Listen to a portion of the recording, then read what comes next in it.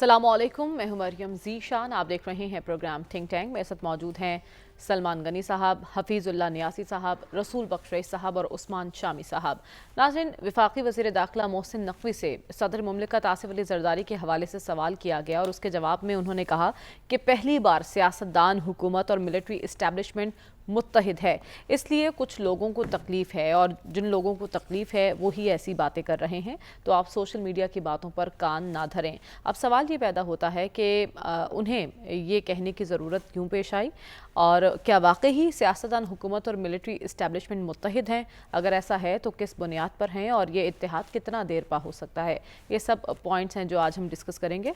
सलमान साहब, सबसे पहले तो मैं आपसे जानने की कोशिश करना चाहती हूँ कि मोहसिन नकवी साहब ऐसी बातें क्यों कर रहे हैं और वो किसको मुखातिब कर रहे हैं और कौन लोग हैं जिसे ये इत्तेहाद हज़म नहीं हो रहा? देखिए, एक बात तो उन्होंने मिलिट्री का लफ्ज़ इस्तेमाल नहीं किया है। उन्होंने कहा कि अगर हुकूमत और इस्टेब्लिशमेंट एक पेज पे हैं तो किसी को क्या एतराज़ है। ये जो हुकूमत और रियासत होती है, इसके दरमियान एक बुनियादी और गहरा तल्लुक़ होता है और इसमें जो रियासत का रोल होता है वो मुस्तकिल होता है।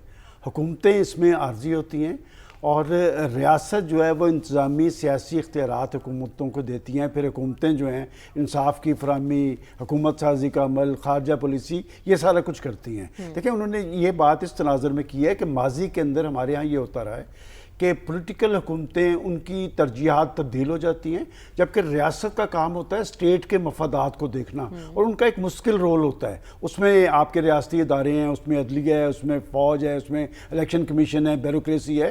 तो उन्होंने सिर्फ रियासत के मफादात देखने होते हैं, हुकूमत का अपना एजेंडा होता है। उस एजेंडे में वो अपना प्रोग्राम भी लेके आते हैं और माजी के अंदर तीनों बड़ी पोलिटिकल पार्टीज़ के इख्तलाफात हुए। आज ये सूरत हाल क्यों पैदा हुई जिसका मोहसिन नकवी साहब ने इजहार किया है? इसलिए कि हम लोग एक बड़े क्राइसिस से गुजरे हैं और पाकिस्तान की मईशत जो थी वो डामाडोल थी।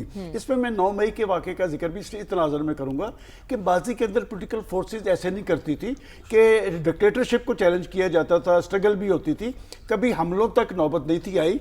अब ये बात इसलिए कि अगर मेरे से आप पूछा जाए कि आज अगर हुकूमत और इस्टेब्लिशमेंट के दरमियान आपको पक्का काम नज़र आ रहा है तो इसमें भी रोल उस वाक़े का है। इसलिए लेकिन सलमान साहब, आपको शायद याद होगा कि इससे पहले जब 9 मई वालों का इख्तिदार था तब भी वो 1 पेज की बात करते थे और बड़े फखरिया अंदाज में कहते थे मजबूत 1 पेज है, और आज मोहसिन नकवी साहब भी ऐसी बात कर रहे हैं। आपको थोड़ा सा, आपने ठीक कहा, कहाँ से मामला उखड़ा, मैं वो मामलात खोलना नहीं चाहता। सिर्फ एक बात बता देता हूँ कि फ़ौज अपने अंदरूनी मामलात पे मुदाखलत करने की इजाज़त किसी को नहीं देती। DGISI की तकर्री का इशू था, इसमें कोई शक नहीं कि वो बराह रास्त प्राइम मिनिस्टर का इख्तियार है, लेकिन कुछ ऐसी रवायात होती है जिनको छेड़ा नहीं जाता। लेकिन मैं समझता हूँ कि मोहसिन नकवी साहब ने आज के तनाज़ुर में जो बात की है वो इसलिए की है कि एक पाकिस्तान के अंदर कोई गैर मामूली या हंगामी सूरत हाल नहीं है। पाकिस्तान की एक मईशत को बहाली का अमल हुआ है। मैं ये नहीं कहता कि टेक ऑफ करने जा रही है। आपकी जो आलमी तनाई थी वो ख़त्म हुई है, हमने एक जंग जीती है। तो अब ये कम अज़ कम पाकिस्तान के अंदर कोई हंगामी सूरत हाल नहीं है, इसमें हम आगे की तरफ बढ़ सकते हैं। अलबत्ता उन्होंने जो असल बात की है, किसी को क्या एतराज़ है, वो किसी को कौन है, इसलिए कि मैं नहीं कहता, मैं किसी पे एतराज़ नहीं करता, लेकिन सोशल मीडिया का इस्तेमाल हो रहा है। सोशल मीडिया के पीछे करोड़ों डॉलर्स इस्तेमाल हुए हैं। सोशल मीडिया ने पाकिस्तान की रियासत और रियासती इदारों को टारगेट किया है, और जब आपके रियासती इदारों को टारगेट किया जाता है तो एक परसेप्शन ये है कि दुश्मन ये समझता है कि जब तक पाकिस्तान की फ़ौज को कमज़ोर नहीं किया जाएगा, पाकिस्तान के हवाले से उनका मज़मूम एजेंडा आगे की तरफ नहीं चल पाएगा। लिहाजा उन्होंने इस हवाले से कहा है कि किसी को क्या एतराज़ हो सकता है। मैं समझता हूँ कि पाकिस्तान की पॉलिटिकल पार्टीज़, उनके मफादात पाकिस्तान के साथ जुड़े हुए हैं, आइन के साथ, कानून के साथ, और इनके मंशूर उठा के देखें। इनके मंशूर आइडियल हैं, सबके एक तरह के मंशूर हैं कि आप इक़्तिदार में आने से पहले आप ये कहते हैं कि जी हम आइन और कानून की बालादस्ती होगी, गवर्नेंस के ख्वाब को यकीनी बनाएंगे, पाकिस्तान के अंदर गवर्नेंस का अमल तेज़ होगा, लोगों को इंसाफ की फराहमी होगी। लेकिन इक़्तिदार में आने के बाद मरियम, जब इस्लामाबाद बंदा पहुंचता है ना, फिर वो पीछे की तरफ नहीं देखता। सियासी हुकूमतों को ताकत मिलती है लोगों से, डिक्टेटरशिप को ताकत कहीं और से मिलती है। आपको जहां से ताकत मिली होती है, आप उनकी तरफ देखने की बजाय, उनके मसाइल के हल की बजाय, उनके मुश्किलात के सद्देबाब की बजाय आप अपने आप को मजबूत बनाने पे तुले होते हैं। आप मजबूत नहीं बन रहे होते। आपकी ताकत होती है सियासत, लोगों की विल जो है اور بات یہ کہ اگر پاکستان کی پولیٹیکل حکومتیں لوگوں کو ڈیلیور کرتی نظر آتی ہیں، لوگوں کے مسائل کا آپ کا کیا خیال ہے؟ محسن نقوی صاحب نے جو کہا ہے کہ سیاستدان، حکومت اور اسٹیبلشمنٹ متحد ہیں، وہ اپنی طاقت شو کر رہے ہیں اور ان کی اصل طاقت یہ نہیں ہے؟ نہیں دیکھیں، میں پھر وہ بات کہوں گا کہ پولیٹیکل گورنمنٹس کی طاقت یہ سہارے نہیں ہوتے. میں نے آپ کو اسی لیے پہلے یہ تفریق بتائی ہے کہ اسٹیبلشمنٹ مستقل ہوتی ہے، یہ جو حکومتیں عارضی ہوتی ہیں، یہ اگر فریب زندگی ہے، سہاروں کی زندگی، آپ کی جب تک لوگوں کی تائید اور حمایت نہیں ہوگی، آپ لوگوں کو ڈیلیور نہیں کر پا رہے ہوں گے، تو پھر سیاسی حکومتیں مضبوط نہیں ہوتی، پھر کہیں آپ کو حملے کی نوبت نہیں آتی. تو بات یہ کہ آپ اگر اپنے مینڈیٹ کے مطابق لوگوں کے اعتماد پر پورا اتریں تو پھر کوئی شب خون نہیں مارتا، کوئی آپ کی ٹانگیں نہیں کھینچتا. تو آج کی صورتحال میں حکومت اور اسٹیبلشمنٹ اگر ایک ایجنڈے پہ آپ کو نظر آ رہی ہے تو اس کا وہ ایجنڈا پاکستان کے مفادات اور خاص طور پہ ملکی معیشت. اور دیکھیں، میں سمجھتا ہوں اگر یہ یکسوئی نہ ہوتی تو یہ جو بھارت کو اتنی بڑی شکست آپ نے دی ہے نا، وہ ممکن نہیں بننی تھی اگر پاکستان کے اندر پولرائزیشن ہوتی. لیکن وہ کون سے عناصر ہیں جو ایسی افواہیں پھیلا رہے ہیں؟ نیل صاحب، صدر مملکت کو ہٹائے جانے کی باتیں سوشل میڈیا پر ہوئی، اسی کا جواب دیتے ہوئے محسن نقوی صاحب نے یہ فرمایا ہے جس کا میں نے ذکر کیا. ملک کے اندر کنفیوژن پھیلانا، کیا اس کو قومی خدمت کہا جا سکتا ہے؟ میرے استاد ہیں، آپ نے نام سن رکھا ہوگا، حضرت مجیب الرحمان شامی صاحب. وہ کہتے ہیں کہ کوئی محمل نشین کیوں شاد یا ناشاد ہوتا ہے، غبار کیس خود اٹھتا ہے خود برباد ہوتا ہے. یہ جو ایک پیج ہے نا، اس کو کوئی زندگی میں اپنی 7 دہائیوں کی زندگی میں نے کئی دفعہ پھٹتے دیکھا ہے. اچھا، 1 پیج. اور ہر دفعہ کلیم یہی ہے. اب بھول گئے ہیں، بتعزو من تشاء وتذل من تشاء. اس سے زیادہ بھی کوئی گارنٹی چاہیے تھی؟ یہ کس نے کیا تھا؟ یہ تو کیا ہی پیج والوں میں تھا. یہ اسٹیبلشمنٹ جو ہے نا، نام میں کیا رکھا ہے. آپ کو زیادہ نام ملے تو میں تو کالم میں ان کو مقتدرہ بھی لکھتا رہا ہوں، کیونکہ یہ بھی لکھنا ایک زمانے میں یہ بڑا مشکل تھا. اب کم از کم یہ کہہ سکتے ہیں. دیکھیں، یہ جو چیز ہے نا، یہ حقیقت ہے کہ آپ کے سوال کا جواب تو 2 حرفی ہے. نہ یہ مضبوط ہے، نہ یہ محفوظ ہے. اچھا، یہ ایک ضرورت ہے. ضرورت یہ ہے کہ جب تک دوسرا راستہ نہیں کھلتا. انہوں نے کیا کیا تھا کہ عمران خان صاحب کو جب اسی اعزاز ترکیبی کے تحت تخت نشین کیا گیا تھا 25 جولائی 2018 کو، تو انہوں نے کمال مہارت سے اسٹیبلشمنٹ کو اپنی جو سروسز تھی، خصوصاً نون اور خصوصاً ہمارے دوست شہباز شریف صاحب نے پیش کر دی تھی. تو ان کے پاس وہ آپشن موجود تھی. وہ خراب بھی ہوتے رہے، لیکن انہوں نے اسٹیبلشمنٹ کے سامنے جو ہے نہ آنکھیں دکھائیں، نہ کوئی جو ہے ماتھے پہ شکنیں آئیں. اب آپ کہہ رہے ہیں آپشنز ختم ہو چکے ہیں. کرائسس یہ کہ جب تک آپ کے ان کی، میں ہمیشہ کہتا ہوں کہ اس اطاعت کی گارنٹی عمران خان خود ہے. اگر عمران خان صاحب کا کوئی حکمت عملی آتی ہے جس سے میں بھی واقف نہیں ہوں، آپ بھی واقف نہ ہوں، بہت ہی کوئی سیاست کے اندر تو دماغ کا کام ہے. ہو سکتا ہے ان کی دماغ میں کوئی ایسی اختراع آ جائے، کتنی خوبصورت حکمت عملی آ جائے کہ جو اس پیج کے اندر دراڑ ڈالنا مسئلہ ہی نہیں ہے. اچھا، یہ مفادات کی گیم ہے بھی. یہ تو یہ ہے کہ آپ وہ کچھ پروپو ہے، آپ مجھے سہولت کار یہ بنے، متحد تب تک ہے جب تک کوئی آپشن نہیں نظر آتا. دیکھیں جی، ان کو چاہیے اس وقت، ہماری اسٹیشن کو چاہیے ایک سویلین فیس، ایک عرصے سے چاہیے. کیونکہ جو ماشاء جو ہے وہ بہت خراب کرتا ہے، اس سے پاکی ملک کا بہت نقصان ہوتا ہے. یہ پہلی دفعہ ہے ہم نے ایک ایسا نظام دیکھ رہے ہیں کہ جو عمران خان کے وقت سے شروع ہوا، اسی سنگینی اور سختی جو ہے وہ 2 چاند ہو گئی ہے. اور یہ میرا نہیں خیال کہ کوئی ایسی چیز جو معاشرات کے اندر ہماری مقتدرہ کو، اسٹیبلشمنٹ کو جو سہولت حاصل ہوتی ہے وہ اب نہ ہو. یہ کہتے ہیں کہ لفظ ہوتا ہے آل مائٹی. حقیقت یہ ہے کہ یہ ان کی تعریف میں جاتی ہے کہ ہماری اسٹیبلشمنٹ جو ہے، اللہ کا لاکھ لاکھ شکر، بڑی آل مائٹی ہے. اب تو انہوں نے پرفارمنس بھی اتنی اچھی دی ہے. 10 مئی کو جو ہندوستان کی پڑکاس لگائی ہے، میرے تو پیسے پورے ہو گئے ہیں.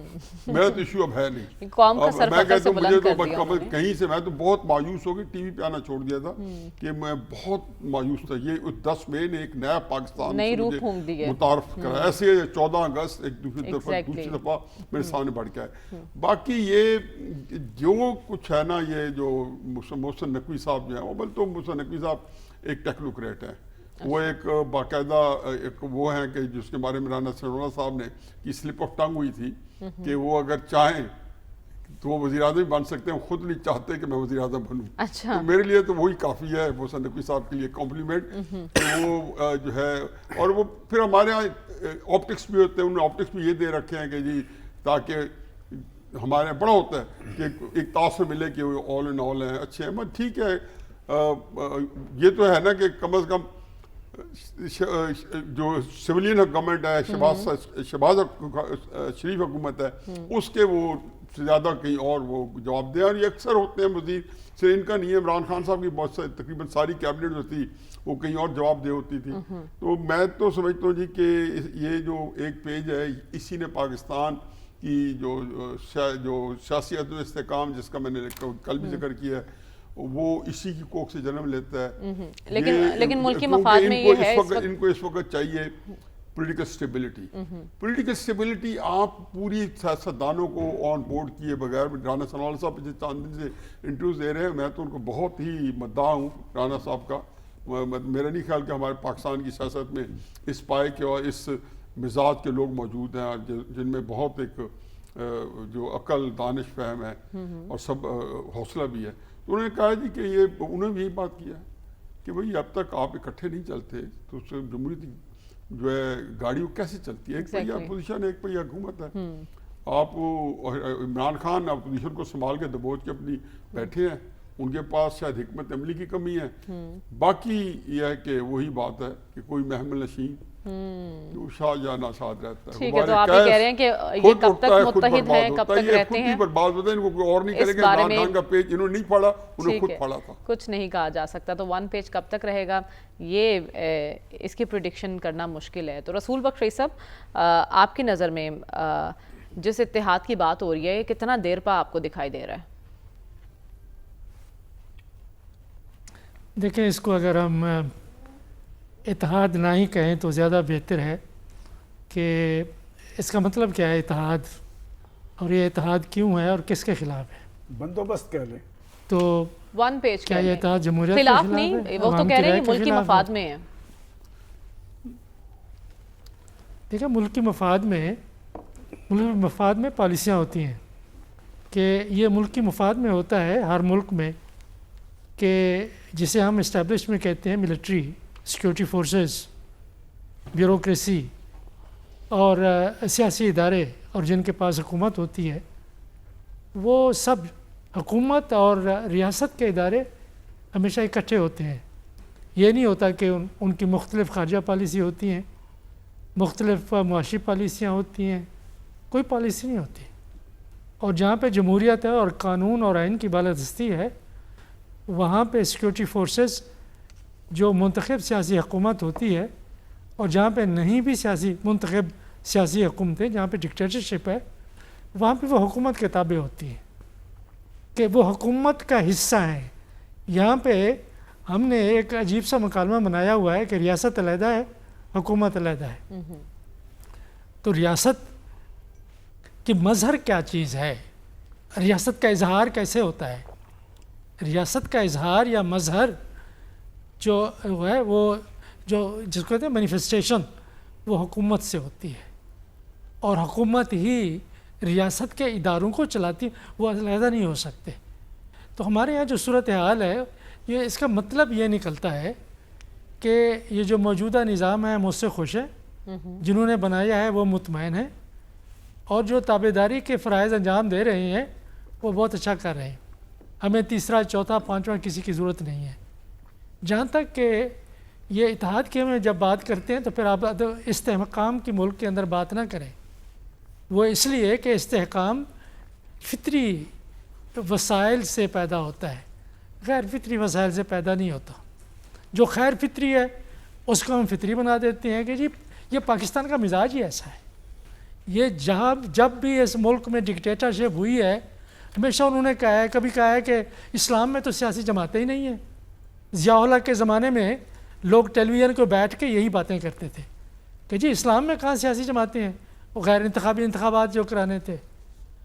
جی ہمیں تو یہ آئین اور قانون نہیں چاہیے. آئین کیا چیز ہوتی ہے؟ جب ہمارے پاس اسلام موجود ہے تو پھر آئین کی کیا ضرورت ہے؟ یہ باتیں بھی آپ نے سنی ہیں، اور یہ بھی سنا ہے آپ نے کہ دیکھیں جی یہ جمہوریت وغیرہ جو ہے نا، یہ مغرب کا فریب ہے، یہ پاکستان جیسے ملک کا نہیں ہے. ہمیں تو ترقی چاہیے کہ آپ کبھی آپ ترقی کو جمہوریت کے آپ ضد بنا دیتے ہیں، کبھی جمہوریت کو استحکام کی ضد بنا دیتے ہیں. تو یہ جو نظام ہے یہ چلنے کا مقصد یہی ہے کہ ہم اس طرح سے چلتے رہیں گے اور جہاں سے ان کو تھریٹ ہے وہ سب سمجھتے ہیں. وہ انتخابات کی جو گزشتہ انتخابات ہیں وہ بالکل پاکستان کی تاریخ کے بالکل مختلف قسم کے ہیں. سارے انتخابات کو آپ اکٹھا لیکن نہیں کر رسول سکتے. بخش بھائی صاحب 2018 کی اگر بات کی جائے تو اس سیٹ اپ کی بنیاد کب اور کیسے پڑی تھی, اور ون پیج کوئی نیا تو نہیں ہے. اس سے پہلے جو حکمران تھے 2018 کے الیکشن کے نتیجے میں جو آئے تھے وہ گردان کرتے تھے, اور خان صاحب تو خود کہا کرتے تھے کہ میرے سوا تو کوئی آپشن ہی نہیں ہے. ون پیج تو تب سے چلتا آ رہا ہے. جی 2018 کے جو تھے وہ اس طرح سے نہیں تھے. چلو 2018 میں کوئی رات کے اندھیرے میں اٹھ کے نہیں چلا گیا تھا علی شاہ. تو سن لیں میرا بھائی, آپ کی میں نے بات سنی ہے, میری بات تو سن لیں. جی جی رسول بخش صاحب, یا آپ بات کریں یا میں بات کروں. جی آپ کنٹینیو کیجئے. بات یہ ہے کہ یہ بالکل مختلف نوعیت کے انتخابات تھے, بلکہ اس سے پہلے جس کو آپ اتحاد کہتے ہیں وہ بننا شروع ہو گیا تھا. اگر آپ یہ سمجھتے ہیں کہ یہ پاکستان کے مفاد میں ہے, اور اگر مفاد کا تعین صرف ایک بندے نے, دو بندے نے, یا تین بندے نے, یا چار یا پانچ بندوں نے کرنا ہے, تو ہم اس مفاد کے تعین کرنے کا حصہ نہیں ہیں.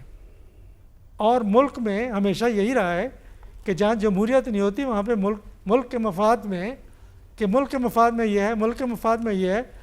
یہ تو بھی ملک کے مفاد میں تھا کہ جب ہم نے جو مشرقی پاکستان کی اکثریتی جماعت تھی اس کو ہم نے اقتدار منتقل نہیں کیا تھا.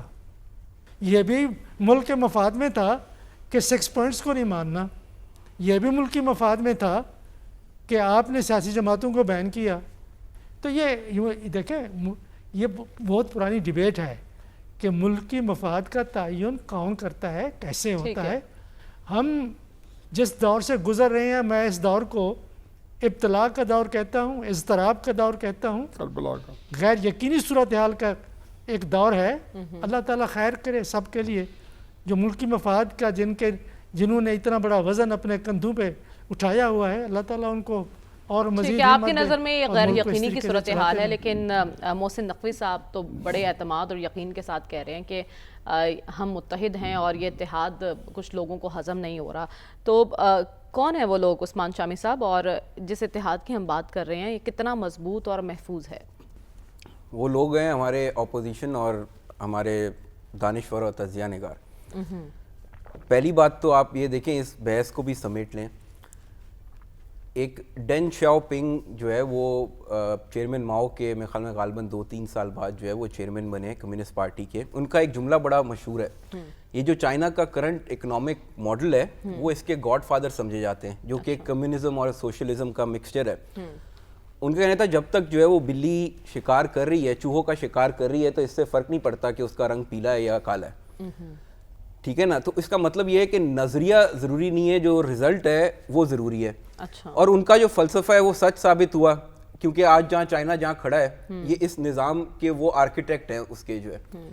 ٹھیک ہے نا. تو پہلی بات تو یہ کہ میرا ذاتی خیال یہ ہے کہ یعنی کوئی ہمیں اتنا زیادہ جو ہے وہ سٹک نہیں کرنا چاہیے کہ کوئی ایک نظام جو ہے وہ یعنی جیسے جب آج کل یہ ہائیبریڈ کی بات ہو رہی ہے تو کہ یعنی کہ کوئی یہ بری چیز ہے کہ اگر آپ نے تھوڑی سی پاور شیئرنگ جو ہے وہ مختلف پاور سینٹرز کے درمیان موجود ہے پاکستان. یعنی آپ یہ کہہ رہے ہیں کہ اس سے فرق نہیں پڑتا ون پیج ہو نہ ہو, ہائیبریڈ ہو, جمہوریت ہو, ملک ترقی کرنا چاہیے. ٹھیک ہے نا. اب دوسری بات ہے کہ جو کرنٹ نظام ہے نا اس کا ایک تو یہ کہ میکرو اکنامک لیول پہ اسٹیبلٹی آئی ہے. یہ جو ابھی آپ جنگ کی بات کر رہے تھے یہ بھی ہم نے دیکھ لیا. وہ ایک اوور آل جو ہے وہ ریجنل اور انٹرنیشنل ڈپلومیسی میں بھی جو ہے وہ پاکستان کی صورتحال بہتر ہے.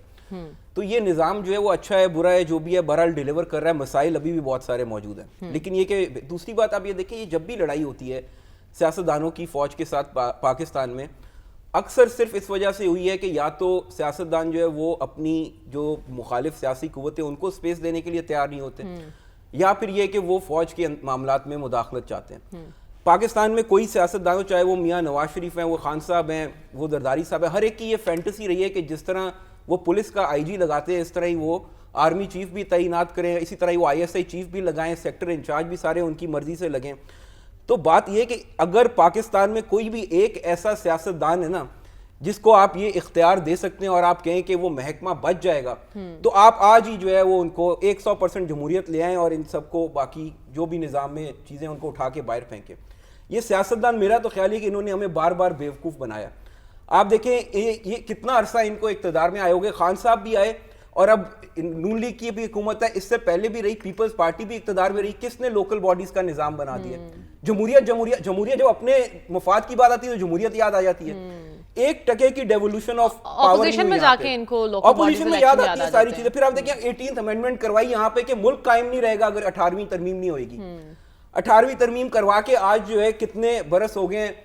آپ مجھے بتائیں کوئی, یعنی جو 4 لوگ ہیں ملک کے اندر وہ 57% ریسورسز وہ ان کی آمریت ہے کہ ہم نے کیسے خرچ کرنے ہیں.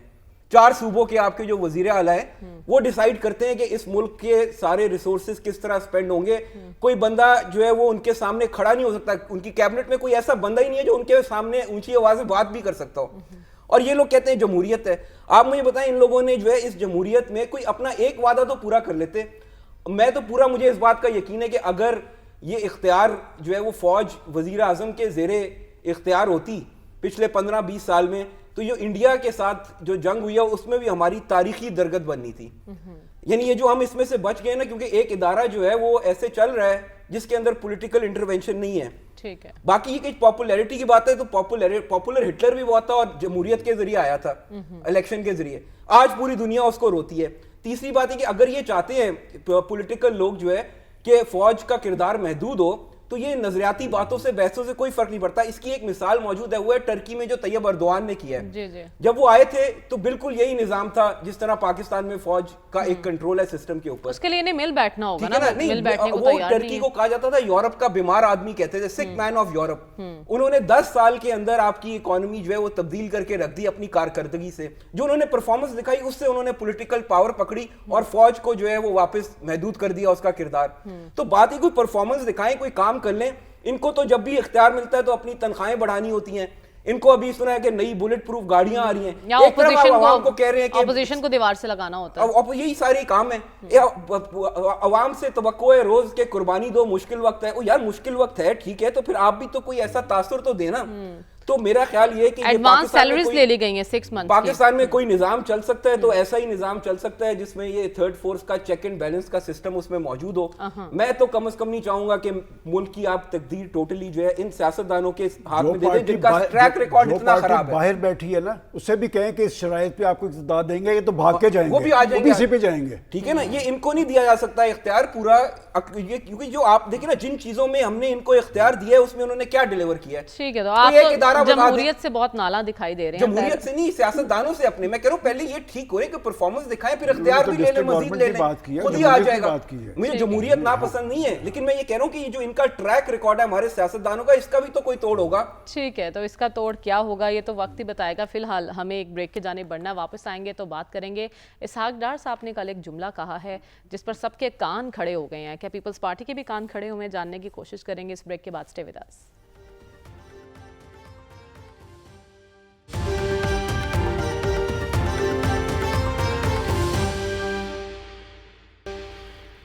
ویلکم بیک ناظرین. پیپلز پارٹی اور مسلم لیگ نون کی اتحادی حکومت, جنہیں ایک دوسرے کا ہی سہارا ہے, جن کے بارے میں یہ کہا جاتا رہا اب تک کہ دونوں ایک دوسرے کے لیے لازم و ملزوم ہیں, کیونکہ اگر ایک بھی گیا تو پھر حکومت خطرے میں آ جائے گی. اور اس سے پہلے بھی ہم کئی بار سن چکے ہیں کہ پیپلز پارٹی کے کچھ تحفظات ہیں اور کچھ مطالبات ہیں, اور وہ کئی بار یہ دھمکی بھی دے چکے ہیں اگر ہمارے تحفظات نہ سنے گئے, نہ ہمارے مطالبات مانے گئے تو ہم حکومت چھوڑ دیں گے. لیکن مخصوص نشستوں کے فیصلے کے بعد اب منظر بالکل بدل چکا ہے اور حکومت کو 2/3 سے زیادہ اکثریت حاصل ہو چکی ہے. ایسے موقع پر اسحاق ڈار صاحب کہہ رہے ہیں کہ پاکستان پیپلز پارٹی مشکل وقت کی ساتھی ہے, اچھے وقت میں ان کو نہیں چھوڑیں گے. ایسا کہنا کیوں ضروری تھا اور کیا ضرورت پیش آگے ایسے بیان کی, جاننے کی کوشش کرتے ہیں. سلمان صاحب, کیا کوئی خطرہ ہے پیپلز پارٹی کو؟ اسحاق ڈار صاحب کیوں ایسی باتیں کر رہے ہیں؟ دیکھیں, ایک بات تو آپ یاد رکھیں کہ ایک وقت تھا کہ یہ ایک دوسرے کے بدترین حریف تھے 88 سے لے کے 99 تک, اور پھر کہا جاتا ہے کہ دشمن کا دشمن بھی دوست ہوتا ہے. کہ اگر یہ الائنس بنا, پی ڈی ایم, اس کے بعد پیپلز پارٹی, پاکستان مسلم لیگ نون, یا آج کی حکومت قائم ہے, تو اس کی بڑی وجہ عمران خان صاحب ہیں. اور آپ کو یاد ہوگا کہ پیپلز پارٹی نے خود 8 فروری کے انتخاب کے بعد ऑफर दी थी पीपल्स PTI को साथ मिलने की, लेकिन उन्होंने मुस्तरद कर दी थी। और आज भी अगर ये अलाइंस कायम है तो ये इमरान खान साहब की वजह से बना था और उन्हीं की वजह से कायम है। जहाँ तक डार साहब की बात है, डार साहब पाकिस्तान मुस्लिम लीग नून की सियासत में सबसे समझदार आदमी है। मैंने आपको हमेशा इस प्रोग्राम में कहा है कि जिस मामले में डार साहब होंगे ना, वो मामला बड़ा मैच्योर होता है, कि जहाँ पर कोई फैसला करवाना हो उसमें भी डार साहब होते हैं, डार साहब लेके चल रहे हैं। देखें, मुझे याद पड़ता है कि अयाज सादिक साहब की सैलरी का इशू भी था, वो भी कह रहे थे कि डार साहब प्रिजाइड कर रहे थे। अगर पार्टी का तो इतना मेरा संजीदा शख्स ऐसी बात कर रहा है तो पसे पर्दा तो कुछ चल रहा होगा ना। मैं आपको बता, देखें ये हम लोग चूंकि इस फील्ड में से आए हैं, बाज क्वेश्चंस होते हैं, हम लोग क्वेश्चंस लेके जाते हैं, तो उसके जवाब में ये बात कही है कोई ऐसा खतरा मौजूद नहीं है। देखें, बात ये कि जिस सूरत हाल से मुल्क गुजरा है ना, ये बंदोबस्त कायम किसी वजह से हुआ है, किसी बुनियाद पे हुआ है। मैंने, आपको याद है, मैं तो इस गवर्नमेंट के क़याम से 6 माह पहले तक आपके प्रोग्राम में क्या कहता था कि सदर आसिफ जरदारी साहब होंगे और प्राइम मिनिस्टर शहबाज शरीफ साहब होंगे, इसलिए कि हमें नजर आ रहा था कि क्या है, दूर दूर तक ऐसा कोई खतरा मौजूद नहीं। अल्लाह ताला आसिफ जरदारी साहब को जिंदगी दे। इस अलायंस के बड़े ग्रंटर नवाज शरीफ साहब और आसिफ अली जरदारी साहब हैं। और सबसे मजेदारी की बात यह है कि फजलुर रहमान साहब आज इस हुकूमत का हिस्सा नहीं है, लेकिन मैं आपको अपनी इंफॉर्मेशन की बुनियाद पे बता सकता हूं कि PDM की गवर्नमेंट या अब की गवर्नमेंट में भी शहबाज शरीफ साहब को हदायत है नवाज शरीफ साहब की कि फजलुर रहमान साहब नाराज नहीं होने चाहिए। अच्छा। तो लिहाजा मुझे नहीं लगता कि आने वाले वक्त के अंदर कोई इनके, अलबत्ता ये मैं ज़रूर कह सकता हूँ कि सिंध और पंजाब की सतह पर एक सियासी रकाबत ज़रूर है। और ये बात भी है कि ये पार्टीज के अपने मंशूर हैं, आने वाले हालात के अंदर फिर एक इंतखाबात आने हैं, तो इन्होंने अपने मंशूर पे, अपने निशान पे इलेक्शन लड़ है, लिहाजा वो अपना एक जो है पोस्टर वो ज़रूर कायम रखते हैं। लिहाजा हुकूमतें इताअत को तो खतरा नहीं है, तहफ़्फ़ुज़ात तो रहते हैं, तहफ़्फ़ुज़ात तो आजकल हर घर के अंदर। आने वाले इलेक्शंस में ये दोनों जमातें साथ इलेक्शन लड़ेंगी या फिर? देखें, आने वाला इंतखाब अभी तो फिलहाल 3 साल पड़े हैं कि बाद उस वक्त सूरत हाल क्या पड़ेगी, ये बात मैं आपको कह सकता हूँ कि वो अपने निशान पे इलेक्शन लड़ेंगे और अलायंसेस कैसे बनती हैं ये फिर देखना पड़ेगा। वो हमारे डॉक्टर हसन अस्करी साहब कहा करते हैं कि हम तो फोर्स ही 3 महीने की बुनियाद पे करते हैं, तो मेरा नहीं ख्याल कि अभी ये कहना बहुत कबल इस वक्त है कि आने वाले इंतखाबात में भी ये इकट्ठे होंगे। ये हुकूमती सेटअप से मैं नहीं समझता कि कोई किसी किस्म का खतरा मौजूद है जब तक आसिफ जरदारी साहब और नवाज शरीफ साहब मौजूद। ठीक है, तो नैब साहब आपकी नज़र में हुक्मरान इत्तेहाद को मुस्तकबिल करीब में कोई खतरा तो नहीं है, स्पेशली पीपल्स पार्टी के हवाले से? मैंने बताया ना पहले, अभी भी इसी चीज़ का जिक्र हुआ है कि इसका गारंटर जो है इमरान खान से की टेंशन है। जब तक इमरान खान मौजूद है और उनसे कोई उनकी बात नहीं बनती एक्सट्राडिशन की और कोई दरमियान का रास्ता नहीं मिलता, तो बाय डिफ़ॉल्ट यही सेटअप चलेगा। बाकी अफवाहें इसलिए उठ रही हैं कि मेरा ख्याल है वो एक स्कीम के तहत उठाई जा रही हैं। अच्छा।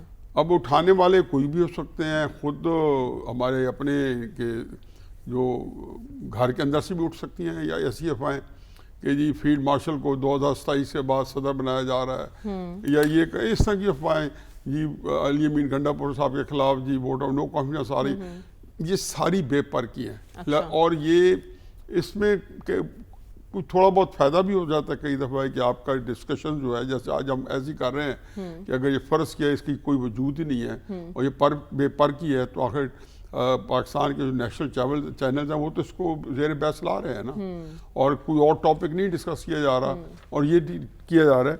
तो मैं नहीं समझता हूँ कि कोई ख़तरा है, और ना मैं चॉइस नहीं है ना। एक अंग्रेजी का लफ्ज़ है बड़ा खूबसूरत है, हॉब्सन्स चॉइस। जब आपके कोई चॉइस नहीं होती ना, तो आपके एक ही चॉइस होती है, मतलब कमरे में मुझे बंद कर दें, ऑप्शंस पैदा भी तो हो सकते हैं ना। तो नहीं, ऑप्शन चाहिए यही है ना कि नहीं, मैं बता रहा हूँ कि उसका ये होता है कि जब एक कमरे बंद कर दें तो एक ही चॉइस है, मैं उसमें रहना शुरू कर दूँ, ये मेरी ऑप्शन चॉइस है।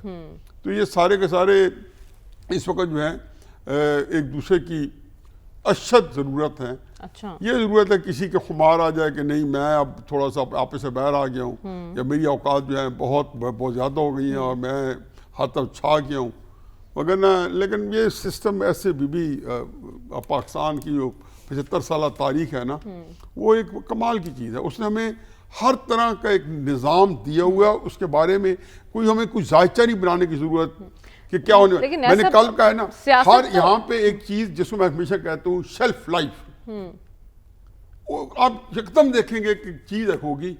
اور یہی جب لوگ کہہ رہے تھے جی مشرف صاحب نہیں جاتے, ایوب خان 65 کی وار میں جو جیتے تھے, یہ تو سارے بچے ہیں, میں تو اس وقت 11-12 سال کا تھا اور مجھے اس سے اچھا شعور ہے, لیکن 10 سال بھگتا گئے نیائی صاحب, 10 سال بھگتا گئے وہ. نہیں بھگتان ہی گئے نا, یہ مارشلات تھا نا, لیکن کیا فرق پڑا, آپ اندازے کہ پاکستان کو کہاں چھوڑ کے گئے ہیں یہ 10 سال سیاسی طور پر. تو میں نے بتایا نا کہ اگر ماشاء اللہ 6-7 سال بعد جب 66 کے اندر اگر نظام اکھڑ گیا, مشرف کا 2007 میں نظام اکھڑ گیا 6-7 سال بعد, تو وہ تو یہ مت بھولیں کہ اس طرح کے نظام نہیں اکھڑتے. باقی میں ایک میرا کمنٹ دے دوں, ماشاء اللہ بہت اچھا طرف سے کیا عثمان نے, ہمارے ہاں اسٹیبلشمنٹ کے اندر اس کے اجزائے ترکیبی میں ہی خرابی ہے. یہ پہلا آرمی چیف 7 اکتوبر 7 جنوری 1951 کو بنا تھا نا, وہ ایک رہنما اصول طے کر گیا تھا کہ میں آرمی چیف جو ہے وہ تا حیات آرمی چیف رہے گا. اس کا نام تھا میجر جنرل ایوب خان کو لیفٹیننٹ بنا کے آرمی چیف بنایا گیا تھا. پھر اس نے اس وقت چھوڑا جب وہ ملک کے اندر ماشاء اللہ لگا کے فیلڈ مارشل بن کے رہنا شروع ہو گیا.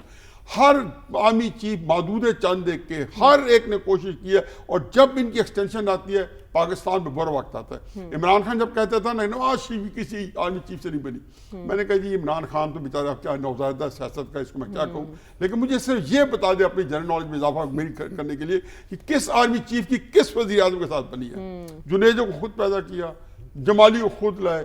میں کہ کون سا بندہ ہے جن کو 53 میں تو ایک میوزیکل چیئر لگی رہی, ادھر سے لیکن ابھی آپ نے جیسے کہا کہ اس نظام میں جو لوگ موجود ہیں, نہیں کوئی محفوظ نہیں, نظام میں جو میں یہ بتا دوں, یہ بھی آج دیکھ لیں اور بعد میں جو ہے نا نہ رہے تو بھی بتا دیں کہ جو یہ عمران خان ان کے ساتھ کیا ہے نا, ہر ایک مد میں عمران خان کے ساتھ ہوگی, اور یہ جو کچھ اس کے ساتھ ہو رہی ہے نا, اور ہوگی کسی کے سیاستدانوں کے ساتھ ہوگی, ان کے ساتھ ہوگی.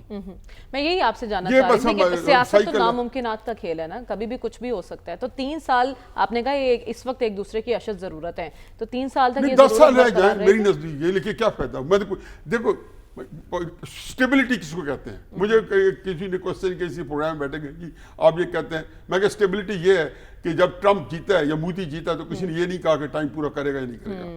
محمد بن سلمان حالانکہ منارکی ہے, کسی نے نہیں کہا. شی جن پنگ بنا ہے چین کا صدر, کوئی کہتے کہ ٹرمپ پوری کرے گا یا نہیں کرے گا.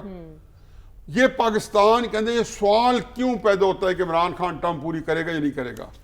ہم یہ بحث کر رہے ہیں, میں کہہ رہا ہوں جی شہباز شریف 2 ٹرم کرے گا, سلمان صاحب کہہ رہے ہیں 1 نہیں کرے گا. یہ اس کا مطلب یہ ہے کہ آپ کے ہاں ایک انسرٹینٹی ہے, اور انسرٹینٹی صرف ایک چیز دے گا, وہ آئین پاکستان اور رول آف لا.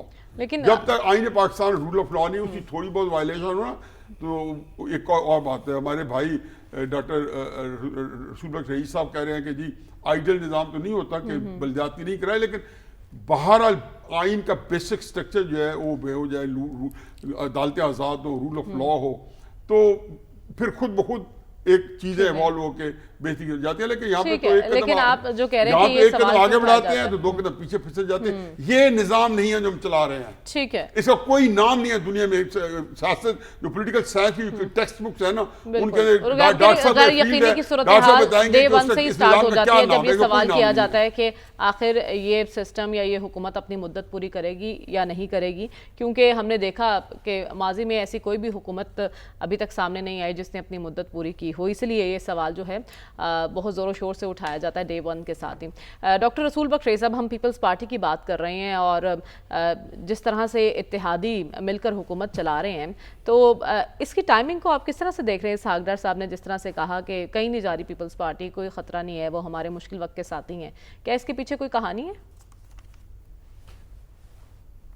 دیکھیں, جب وہ کہتے ہیں نا, انگریزی کا محاورہ ہے کہ when there is a smoke there is a gun, کہ اگر کہیں سے دھواں نکل رہا ہے تو لگتا ہے کہ وہاں پہ کوئی فائر بھی ہوا ہے. ایگزیکٹلی. اب یہ آج بڑے بڑے اخباروں میں ہیڈ لائن لگی ہوئی ہے, اور آخر جو نائب وزیر اعظم ہیں ان کو, اور میں سمجھتا ہوں کہ ایک کلیدی پرسن ہے مسلم لیگ نون کے ڈار صاحب, تو وہ اگر آ کے میڈیا قوم کے سامنے آ کے کہتے ہیں, اور نقوی صاحب بھی ہم راہ ہیں تو وہ بھی ہم رکاب ہیں, تو دونوں گھوڑے پہ سوار ہو کے اعلان کرتے ہیں کہ پیپلز پارٹی کہیں نہیں جا رہی. اب آخر یہ وضاحت کرنے کی ضرورت کیوں پیش آئی؟ ایک بات. اور دوسری بات دیکھیں کہ اس وضاحت پر ابھی تک پاکستان پیپلز پارٹی خاموش ہے. اس کی طرف یہ وضاحت تو پاکستان پیپلز پارٹی کی طرف سے آنی چاہیے تھی کہ ہم کہیں نہیں جا رہے. دوسری پارٹی کہہ رہی ہے کہ وہ کہیں نہیں جا رہے. اصل بات کیا ہے؟ اصل بات یہ ہے کہ پاکستان پیپلز پارٹی میں دو آرا پائی جاتی ہیں.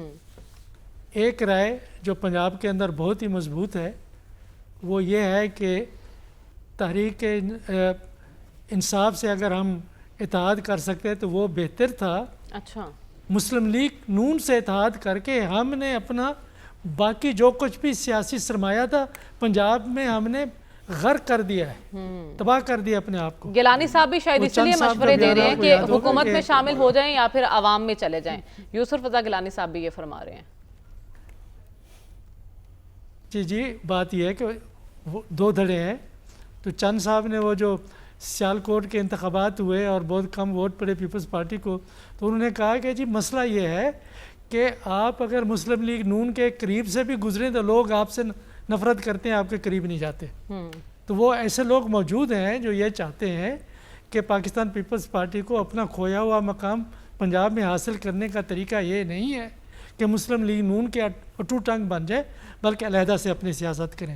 دوسرے وہ لوگ ہیں ہمارے محترم سابق وزیر اعظم اور موجودہ چیئرمین سینٹ مخدوم سید یوسف رضا گیلانی صاحب کے, وہ کہتے ہیں موج میں لے کرو کہ ہمیں, وہ تو کہتے ہیں کہ ہمیں آج اقتدار میں آنا چاہیے. لیکن اصل فیصلے میرا نہیں خیال ہے کہ پیپلز پارٹی کی نوجوان قیادت کر رہی ہے. اصل فیصلے پاکستان کی پرانی قیادت اور قدیمی اور سمجھدار قیادت وہ کر رہی ہے. زرداری صاحب کی چھاپ ہے اس کے اوپر جو بھی فیصلے ہو رہے ہیں. دوسری طرح مسلم لیگ ان کے اندر بھی دو آرا پائی جاتی ہیں. ایک وہ ہے نوجوان جو میں سمجھتا ہوں کہ محترمہ مریم نواز صاحبہ کے ساتھ وابستہ ہیں. انہوں نے کہا ہے کہ پیپلز پارٹی کو تھوڑی سی بھی ڈھیل دی, اقتدار میں شامل کیا پنجاب میں, تو ہم پنجاب میں پہلے ہی تحریک انصاف کے ڈسے ہوئے ہیں, ان کے ساتھ مقابلہ ہے. اور یہ اگر ٹرائنگلر ہو گیا تو پھر مسلم لیگ نون کا کیا بنے گا. لیکن ایک بات آخر میں جو کنکلوڈ کرنا چاہتا ہوں وہ یہ ہے کہ خطرہ سب کو ہے, اور خطرہ سب کو سب سے نہیں ہے. جون ایلیٹ نے جو کہا تھا خطرہ ایک سے ہے. تو جب سے ایک سے خطرہ موجود ہے, سارے اتحاد, ساری محبتیں, سارے رشتے اور سارے پاکستان کے مفاد میں اکٹھے رہیں گے انشاءاللہ. ٹھیک ہے, تو آپ کہہ رہے ہیں کہ یہ لوگ تب تک متحد ہیں جب تک پی ٹی آئی کو وہ سیاسی سپیس نہیں ملتی. 2008 سے 2011 تک جو ایک ہی حکومت رہی ہے پیپلز پارٹی کی اور مسلم نون کی, تو اس وقت اگر کیپٹل بچا گئی ہے پیپلز پارٹی تو اب بھی بچ جائے گا. لیکن اس وقت پیپلز پارٹی کے سامنے دو ہی راستے ہیں نا, یا تو پیپلز پارٹی آئینی عہدے انجوائے کر لے یا پھر پیپلز پارٹی اپنی سیاست کے ساتھ جو ووٹ گر جاتے ہیں. میں تو کہہ رہا ہوں 2008 سے لے کے 2011 تک یہاں پنجاب کے اندر سینئر وزیر تھے راجہ ریاض صاحب, اور ساری آدھے وزیر تھے پورے اوپر سے لے کے نیچے, صرف مرکز سے وزارتوں سے اس لیے لے کے اوتھ لے کے علیحدہ ہو گئے تھے کہ افتخار چودھری کی ایک مہم چل رہی تھی. لیکن اس وقت تو سیاست کچھ اور ہی قسم کی ہو رہی تھی نا, صرف دو پارٹیاں آمنے سامنے تھی. اس کے بعد جب تحریک انصاف آئی تو منظر ہی بدل گیا سیاست کا. عثمان شامی صاحب, کیا پیپلز پارٹی خطرے میں ہے یا پھر حکومت بہت مضبوط ہو چکی ہے؟ دونوں میں سے کوئی ایسی بات نہیں ہے. اصل میں پہلی بات ہے کہ انہوں نے اب وہ اسحاق ڈار صاحب میرے خیال میں یہاں داتا دربار آئے تھے, وہاں سے نکلتے ان سے میڈیا نے گھیر لیا, انہیں ان سے سوال پوچھا کہ پیپلز پارٹی کا کیا معاملہ ہے, انہوں نے اس کا جواب دے دیا کہ کہیں نہیں جا رہی. تو یہ میرے خیال میں تو کوئی ایسی بات نہیں ہے. دوسری بات یہ کہ آپ دیکھیں مارکیٹ میں کچھ افواہیں چل رہی ہیں, کیونکہ ہم جو صحافی لوگ ہوتے ہیں جب پولیٹیکل ایکٹیویٹی سلو ہوتی ہے تو ایک طرح سے بے روزگاری کا خطرہ ہوتا ہے. تو اب یہ عاشورہ تھا, یہ وہ کوئی اور چیز تو ہے نہیں ڈسکس کرنے کو. تو آپ دیکھیں خبر یہ ہے, اب پہلی بات تو یہ کہ جو زرداری صاحب کے حوالے سے اعزاز سید صاحب نے ایک سٹوری دی کہ ان کو تبدیل کیا جا سکتا ہے.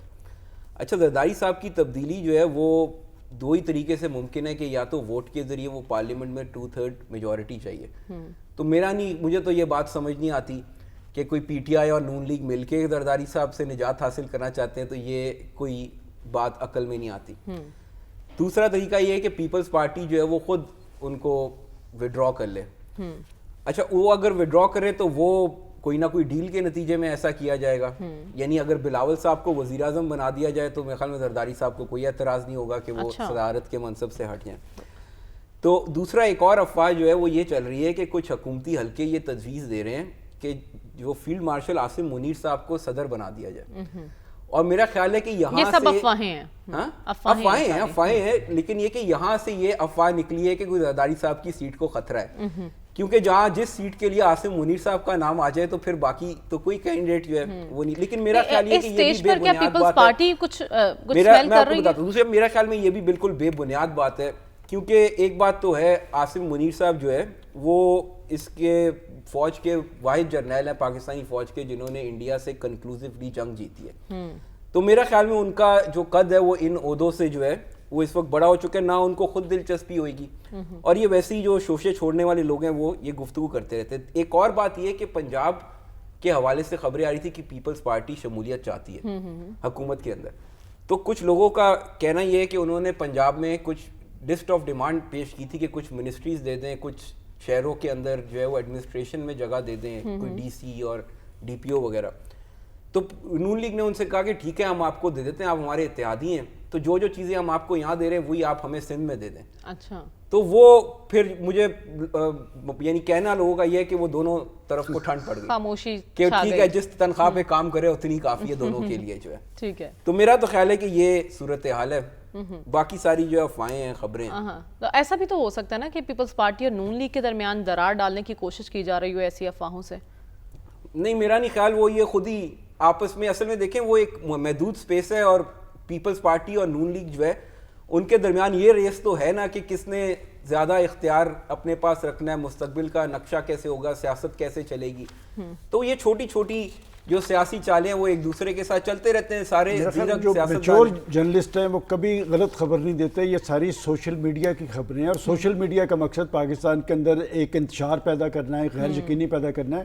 نہ آصف زرداری صاحب کہیں جا رہے ہیں, نہ کوئی پیپلز پارٹی نے کہیں جانا ہے. اسی طرح ابھی فی الحال چل رہا ہے, وہ اکٹھے ہیں اور ایک دوسرے سے چھوٹی چھوٹی میں چٹکلیاں لیتے رہتے ہیں. اس میں کوئی اتنا سنجیدہ ہونے کی بات نہیں. کوئی نہ نظام کو کوئی خطرہ ہے, نہ کوئی پیپلز پارٹی جا رہی ہے, نہ نون. تو ٹھیک ہے, یعنی آپ سب یہ کہنا چاہ رہے ہیں کہ سوشل میڈیا پر جو بھی خبر آتی ہے اس پر کان نہ دھرے جائیں جب تک آپ اس کی مکمل طور پر تحقیق نہ کر لیں کہ آیا یہ خبر درست ہے یا پھر فیک ہے.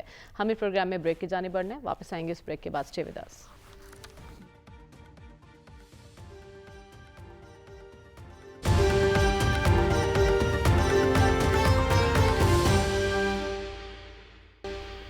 ویلکم بیک ناظرین. آج دنیا بھر میں نواسہ رسول, جگر گوشہ بطول, حضرت امام حسین رضی اللہ تعالیٰ عنہ کی قربانی اور ان کے اہل خانہ کی قربانی کی یاد کو انتہائی عقیدت و احترام کے ساتھ منایا جا رہا ہے. ہم آج فلسفہ شہادت پر بات کریں گے کہ آخر فلسفہ شہادت امام حسین ہے کیا. سلمان صاحب, کیا ہم اس فلسفے پر کاربند ہیں؟ دیکھیں مریم, پہلے تو میں سمجھتا ہوں کہ آج یوم عاشور کے روز ملک بھر میں سے کسی جگہ سے بھی کوئی غیر معمولی یا ہنگامی صورتحال کی اطلاع نہیں. تو یہ کریڈٹ ہے ہمارے دوست وزیر داخلہ محسن نقوی صاحب کا اور پنجاب کے اندر چیف منسٹر صاحبہ کا ہے کہ جنہوں نے فل پروف اقدامات کیے تھے اور پولیس الرٹ نظر آ رہی تھی. دوسری بات, آپ نے فلسفہ شہادت کی جو بات کی ہے, دیکھیں بات یہ کہ خدا تعالیٰ کی حاکمیت کے مقابلے میں جو شخصی آمریت ہے سب سے پہلے چیلنج کرنے والے حضرت امام حسین تھے. یہ جو بیعت ہے یہ کیا تھی؟ یہ ایک ووٹ ہے. اس سے ووٹ کی قدر و قیمت کا پتہ چلتا ہے کہ یہ کیا چیز ہے. اور یہ جو کربلا کا میدان سجا تھا, بات یہ کہ یہ ظلم, بربریت اور شخصی آمریت کے خلاف حضرت امام حسین اور ان کے اہل خانہ نے ایک بڑی قربانی دی ہے. اور آج کی صورتحال میں سمجھتا ہوں کہ ان کے فلسفے سے جو میں نے اخذ کیا ہے کہ ضرورت اس بات کی ہے کہ ہم اپنے اندر اتحاد, یکجہتی اور وحدت قائم کریں, اور جو لوگ ہمیں منتشر ہمارے اندر انتشار پیدا کر رہے ہیں, خلفشار پیدا کر رہے ہیں, فرقہ بندی کو فروغ دے رہے ہیں, ان پہ نظر رکھنی چاہیے. اور بات یہ کہ جس طرح کی صورتحال طاری ہوئی کہ بھارت کے مقابلے میں پاکستان اور اسرائیل کے مقابلے پہ ایران, کہ ایک جذبہ اور ولولہ وہی تھا جو حضرت امام حسین نے کربلا کے میدان میں دکھایا تھا، اور اسی بھی فلسفے پہ اگر ہم گامزن رہیں تو ہم اندرونی طور پہ بھی متحد ہوں گے اور بیرونی محاذ پر بھی ہمیں فتوحات ملیں گے. ٹھیک ہے نیاز صاحب، آپ کی نظر میں یوم عاشور کربلا کا واقعہ ہمیں کیا درس دیتا ہے؟ وہ اقبال کا ایک شعر میرا خیال ہے کہ سب کوئی بند ہے، غریب و سادہ و رنگین ہے داستان حرم، نہایت اس کی حسین ابتدا ہے اسماعیل. میرا خیال ہے کہ ایک دنیا میں آپ یہ دیکھیں کہ آج کے دن وہ ایسا تو بڑا دن تھا کہ پوری ایک کونے کونے میں آپ نے دیکھا جلوس کر رہے ہیں، امریکہ دیکھے، آسٹریلیا دیکھے، سارا دن دکھاتے رہتے ہیں، دنیا جہان بھر میں. سبق تو اس میں ہمارے لیے بہت کچھ تھا، ہم سیکھ بھی سکتے تھے، لیکن میرا خیال ہے کہ بدقسمتی سے ہم یہ منانے والے، اور یہ ہماری ایک عجیب و غریب عادت بن گئی ہے کہ اسلام نافذ پورا پاکستان کرنا چاہتا ہے لیکن عمل کوئی نہیں کرنا چاہتا. حضرت امام علی مقام رضی اللہ عنہ کو جو ہے ایگزال تو سارے کر رہے ہیں، لیکن ان کی جو درخشاں جو سیرت ہے اس کے مطابق زندگی نہیں گزار رہے. انہوں نے اسلام پہ عمل کیا، پھر اسلام کے لیے انتہا کر دی، قربانی دی، اور میرا خیال ہے کہ آج تک جو ہے ایک چیلنج بن گیا طاغوتی قوتوں کو یہ کہنے کا نہیں ہے کہ جی آپ کیونکہ ہمارے پاس حکومت آ گئی تو آپ ہماری اطاعت کرو. بالکل، اسلام زندہ ہوتا ہے ہر کربلا کے بعد. رسول بخش رئی صاحب، آپ کی نظر میں آج کے دن میں ہمارے لیے کیا سبق ہے؟ ہمارے لیے یہ ہے کہ امام حسین کا فلسفہ اور ان کی شہادت کا جذبہ اس بات کی عکاسی کرتا ہے کہ سچ کے لیے آپ نے ہر کچھ قربان کرنا ہے، اور جو ظالم ہے اور ناانصافی کے اوپر جو حکومت یزید نے قائم کی تھی وہ ایک مثال ہے کہ اس کے خلاف آپ نے مزاحمت کرنی ہے، خاموشی نہیں اختیار کرنی، مصلحت کیشی سے کام نہیں کرنا، آپ نے قربانی دینی ہے. میں سمجھتا ہوں کہ اگر ہم حضرت امام حسین علیہ السلام کے فلسفے پہ عمل کرتے مسلمان ممالک تو یہاں پہ آج ظالم کوئی حکمران نہ ہوتا ہمارے ملکوں میں.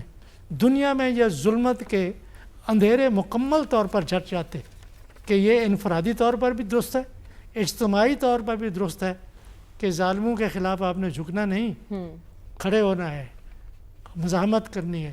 یہ سارا مزاحمت کا جو فلسفہ چلتا ہے ساری دنیا میں، مختلف تحریکیں چلاتی ہیں، ان کے اندر اگر اسلامی نقطہ نظر کو دیکھیں تو اس میں حضرت امام علیہ السلام کی جو قربانی ہے، جو جذبہ ہے، وہ یہ ہے کہ آپ نے مزاحمت کرنی ہے. آپ نے مزاحمت کی بات کی. پاکستانی سیاست میں تو سب مزاحمت کی سیاست کرتے ہیں، جو بھی اپوزیشن میں جاتا ہے وہ مزاحمت کی سیاست کا ہی سہارا لیتا ہے، لیکن بطور قوم اور بطور مسلم امہ ہمارے حکمرانوں کے لیے اس میں کیا پیغام ہے؟ کیونکہ غزہ کی جو سچویشن ہے اس میں تو ہم نے کچھ بھی نہیں سیکھا نا واقعہ کربلا سے.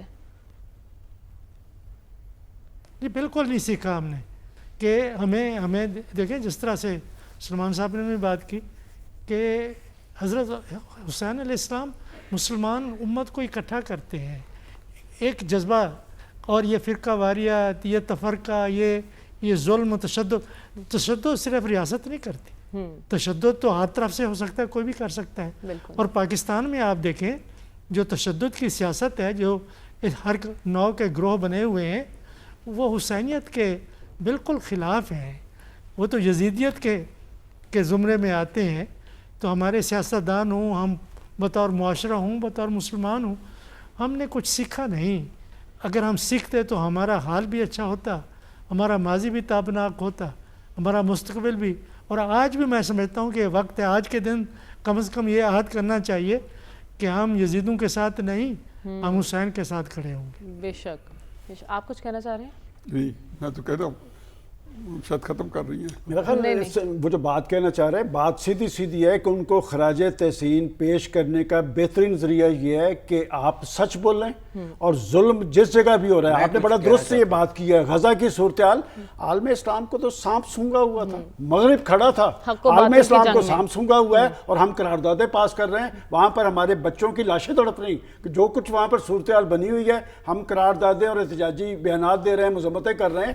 تو حضرت امام حسین اور ان کے اہل خانہ نے جو قربانیوں کی تاریخ رقم کی ہے، جب تک یہ قربانیوں کا جذبہ उम्मत मुसलमान के दिल में पैदा नहीं होगा, गज़ा की सूरत तारी रहेगी। उस्मान शामी साहब, मुस्लिम उम्मा के हुक्मरानों के लिए क्या दर्स है, और क्या हम वाकई वाक़या करबला की याद मनाते हैं? हम सब इमाम हुसैन की याद मनाते हैं, लेकिन उनकी मानता कोई नहीं है। हक़ व बातिल की जहाँ भी जंग हो वहाँ पर हम अपने मफादात को लेकर अपनी पॉलिसीज़ तश्कील देते हैं, तो इस पर हमने कुछ सीखा क्यों नहीं? असल में जो सबक है वो तो बड़ा वाज़ेह है, वो ये कि किसी का ताकतवर होना उसके हक़ पे होने की दलील नहीं है। लेकिन जब आजकल के सियासत से और हालात से जब इसका मुवाजना किया जाता है तो मुझे तो बड़ा दुख होता है। आप देखें, ये जो तनाज़ा था इस्लाम का जब आगाज़ हुआ है तो 3 फेजेज़ हैं इस्लाम में नबी पाक सल्लल्लाहु अलैहि वसल्लम की वफ़ात के बाद। पहला था जिसमें अल्लाह ने ये कानून दिया कि लोग जो है वो खलीफा चुनेंगे, इसलिए हम चुनेंगे पहले जो 4 खुलफा हैं इसलिए उनको खुलफाए राशिदीन कहते हैं। जो दूसरा फेज़ आया वो अमीर मुआविया का था, जिसमें यह था कि ताकत के ज़रिए जो है वो इक़्तिदार हासिल किया जा सकता है। ये आप एक डेविएट हो गए अपने ओरिजिनल मॉडल से जो है। अच्छा, उसके अंदर इमाम हसन अलैहिस्सलाम ने उसको एक्सेप्ट कर लिया और चले गए। ये जो तीसरा फेज़ आया ये हुआ कि आपने फिर अब इंतकाल इक़्तिदार होगा मौरूसियत के ज़रिए। इसके खिलाफ इमाम हुसैन जो है वो उठ खड़े हुए, क्योंकि ये एक और डिपार्चर था इस्लाम की असली स्पिरिट से जो है। ठीक है ना। तो पहली बात तो ये कि ये बड़ी बुनियादी लड़ाई थी और जिसके लिए वो उठ खड़े हुए हक के लिए। जो आजकल है ना ये सियासत है, ये जो लोग मैं सोशल मीडिया पे देखता हूँ रोज़ तशबीह दी जा रही है जब भी सीज़न आता है कि ये हुसैन किसी को कहते हैं, ये यानी ये जो लोग आज कर्ब में हैं, जो मुश्किल में हैं, ये कल तक जो है वो अपना फौजी जर्नैलों को अपने वालिद कहते थे। यानी ये कैसी यजीद और हुसैन की लड़ाई है जिसमें हर 4 साल बाद हुसैन और यजीद जो है वो तब्दील कर लेते हैं अपनी स्पेस जो है। तो पहली बात तो ये कि हमें ये लोगों को और अपने आप को मिसलीड नहीं करना चाहिए। ये अपना इतनी मुबारक हस्तियों का आजकल के हालात के साथ जो है वो कंपैरिजन करके, मेरा तो ख्याल है कि वैसे भी इस्लामी इस्तिलाह नहीं इस्तेमाल बिल्कुल दज्जाल और ये सारी चीजें अल्लाह मियां जानता है कि किसके सबसे बड़ा सबक तो ये कि आप इस बात से मजहबी टच बहुत दिया गया था ना हमारी सियासत में। इस्लामी इस्तिलाह बड़ा सब गुनाह है।